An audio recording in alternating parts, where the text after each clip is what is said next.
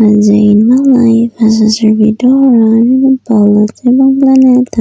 For today's video nga pala guys, samahan niyo ulit ako sa aking panibagong araw, panibagong kalukuhan, panibagong iwan. Ang init pa rin talaga ng panahon guys. Kahit mainit ka, syempre magkakape pa rin tayo. Kahit naman late na tayong gumising dito guys, umihikap pa rin tayo. Kaya hindi talaga pwede na hindi magkape. Busy nga pala tayo ngayon guys. Hindi ko alam kung makapag-video pa ako ng tuloy-tuloy ngayon. Nung dito sa loob nga pala ng bahay guys, pinapapasok ang aking baby. Sana lumaki na talaga siya guys. At ayun na nga guys, magkatapos ko nga magkape ay nandito na naman ulit ako sa kusina. At dahil 3 beses lang ang routine namin, kaya naman ang routine ko na naman ngayon ay luto ko na naman. Kaya tara guys, samahan niyo ulit ako dito sa aming kusina na napakainit. Ngayon nga pala guys, ang lulutuin ko ay chicken skin na fry at saka itong munggo. Wala na talaga akong maisip na lulutuin guys kasi wala na talagang laman yung ref namin. Hanggat may makukuha ako sa ref dito guys, ay tara lulutuin na rin natin. May duty nga pala tayo ngayon guys, kaya naman bibilisan na lang natin ang pagluluto dito. Madali lang din naman itong niluluto ko guys, kaya naman samahan nyo ko dito.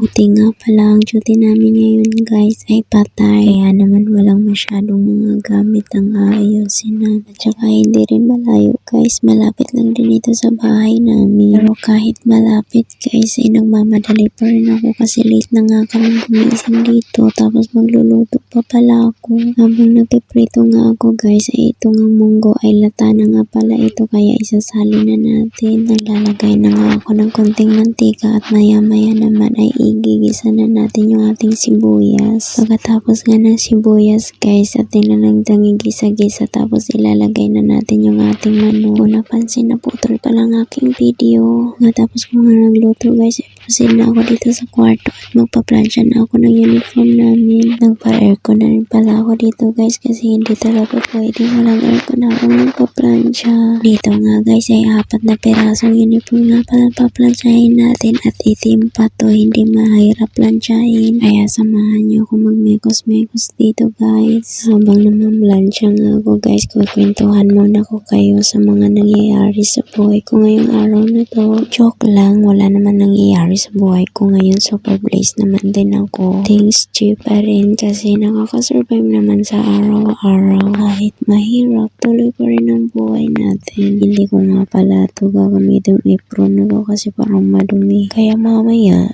hanapin ko na lang ng ibang apron to. Hayaan nyo na nga guys, parang ang uwi na talaga ng vlog ko ngayon sa araw-araw ba. At ayun na nga, nakabihis na nga pala ako. Hindi lang pala ako guys, 4 nga pala kami ngayon mag-duty. Nararamdaman ko nga guys na marami kaming bisita ngayon, kaya ihahanda na lang talaga namin ang sarili namin. Sabi ko naman sa kanila, handa nyo ang sarili nyo kasi meron mga bisita ngayon at nararamdaman. At habang paparating nga kami sa bahay na pag-dutyhan namin guys, ay nararamdaman ko na talaga na marami talagang tao. At kinakabahan na rin ako, charis. Joke lang naman talaga dito guys, kapag kapatay talaga ang pag-dutyhan mo, sobrang daming tao. Hindi na nga ako nakapag-video habang magsiserve kami guys kasi sobrang daming tao talaga. Kaya naman ang nabidyohan ko ay itong uwian at nasa labas na kami. Sabi nila ang ganda daw, kaya naman nabidyohan ko pa itong buwan na to. Kaya naman guys, hanggang dito na lang, magkarga muna kami. Maraming salamat sa iyong panunood sa wala kong kwentang video sa araw-araw. Bye bye.